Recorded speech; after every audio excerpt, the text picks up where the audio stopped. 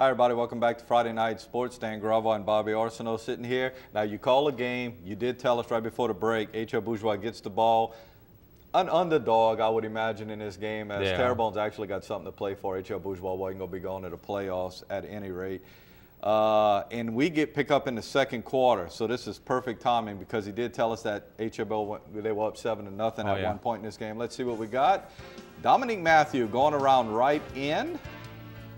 And he goes backwards. I think Kirby Bovelin had returned a punt down deep, and maybe they went backwards on this, and they couldn't get it in the end zone, if I remember correctly. Incomplete pass in the back of the end zone to Gerard Brown. So Matt Adams comes in, and he gets the field goal for the Tigers. That put them ahead 9-7. Yeah. All right, good. Here we go. So we caught up. The ensuing kickoff down to Stanley Lines, and he brings it back out to about the 35-yard line. Boy, a good football player for H.L. Bourgeois. Unfortunately, his career on the high school level came to an end today. Tyler Duraron giving it off to Carl Brown of the middle. Wasn't he the workhorse on the first drive? He was, He had a lot of carries. He had a good game against South Terrebonne last week as he has a good pickup right there. Here is going around right in, number 23, Stanley Lines again on a nice run. H.L. Bourgeois moved the ball a little bit in the first half. I think it started to slow down just a bit. And I'll let you give us a synopsis of the game in just a little while. There's Carl Brown again on a carry up the middle. But they turn the ball over. Dominique Matthews goes around right in. Boy, he's something to bring down, huh? Oh, he was. He was tough all night on the Braves. Number 1, Mike Williams at quarterback. Didn't play last week, but he's in the game this week. He runs it himself for a few yards, but actually that was a big situation where they needed a first down, and he gets the first down. An incomplete pass to Mike Williams from Cameron Pellegrin as they move around, kind of like Thibodeau does just a little bit. Here's Mike Williams for a short gain again, but again he gets the first down. So that's important stuff, but they can't get anything going. They have to eventually turn it over. And the ball rolls dead. Not sure what the highlight in that is, but hey, this is a good punt. Tyler Duraron gives it off to Stanley Lines. He gets down to about the 30-yard line. And here we go. Workhorse was Carl Brown and Stanley Lines tonight for H.L. Bourgeois. He tries to go around right in, but they can't get anything going, and they punt. And if I'm not mistaken by the script, that's all we got. That's the end of the game. Yeah. Sorry about that, folks. But Terrebonne does go on to win 23-14. Score at the bottom. Must have been a good game out in New Orleans. Jesuit defeats Brother Martin. What's interesting about that is a lot of us in this area know Wade Kaiser, who is a coach of Jesuit. He was at Brother Martin, and they kind of let him go.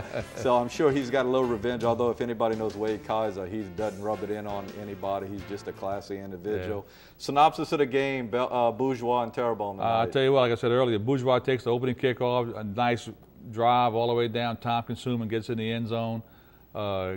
Goes to Terrebonne. Terrebonne comes down, drives on them, scores, and then it was over. It seemed like nobody could do anything. Bourgeois could not move the ball again. In fact, Bourgeois actually outgained Terrebonne most of the game. Yeah, I think Terrebonne only had 45 yards in the first half. Oh, yeah. And Terrebonne picked up a fumble and ran it in for a touchdown. Then Clark ran it in, and then he did a little Deion Sanders on the way in, then got a 15-yard penalty. They missed the extra point. Right. And that was 9-7. And then actually, Matthews scores on a 64-yard run, and it was a holding call. So it was called Brought back. it back. And then Bonvillain returns a punt, 46 yards to the 1. And then they ran one in, couldn't get it in. Then they got a 14-yard loss, and that's when they kicked the field goal. So Terrebonne had a chance to put them away, to let Bourgeois hang around, and it was close. It was close all the way. Bourgeois has played well the last 2 weeks, so, there was no give up in them, and that's a good thing to see, especially out of the high school kids. I think Terrebonne's in a situation now where they do get into playoffs. Yeah. They're on that bubble now, and you got to see what everybody else does. But we were looking at some teams right around them who lost tonight, so I think they'll get in.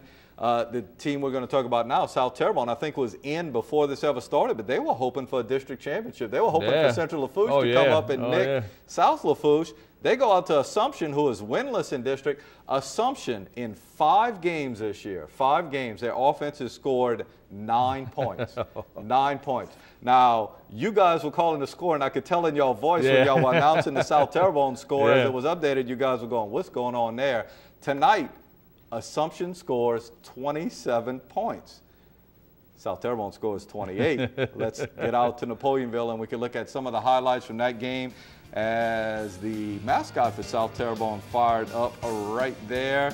Here we go. Assumption kicks off to South Terrebonne. Tyler Knockin gets the ball and tries to get it back upfield, but he's tackled by a host of Assumption Mustangs. Tyler's actually a defensive back who they've been putting out there at the running back position in the last couple of games. Mitchell Hutchison, a really good receiver for South Terrebonne, as South Terrebonne has kind of opened it up for the last 2 or 3 weeks.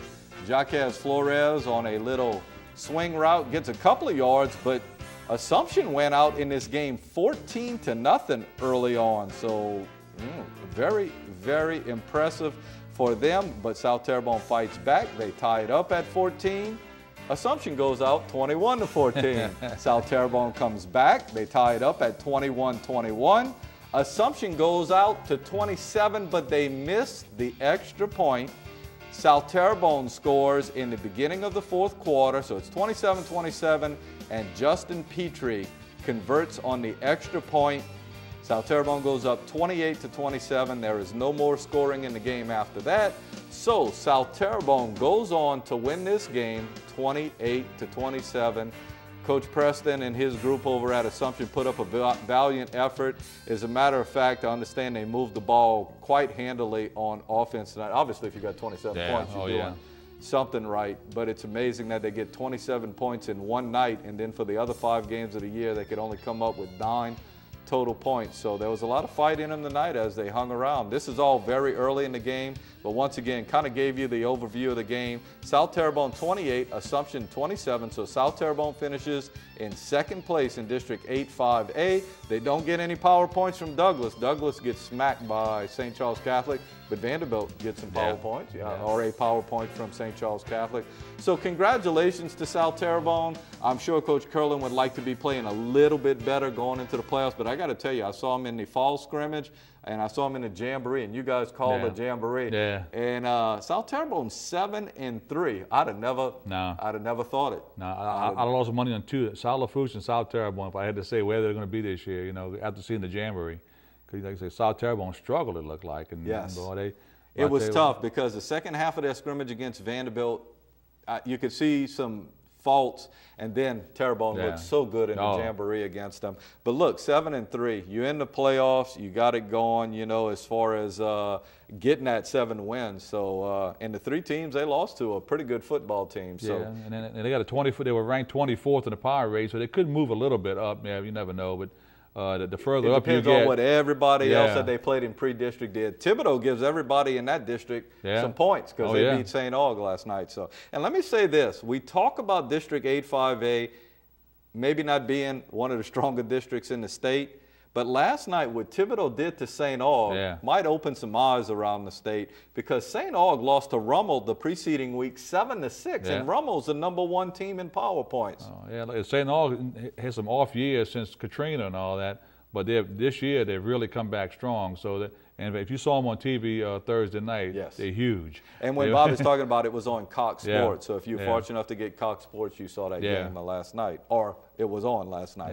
We have a couple more games to look at, a game that doesn't mean a whole lot, but we hope Ellender could get off the snide against Belle Chase. And we're going to talk about all of the scores throughout the area when we get back. We'll do that after this timeout.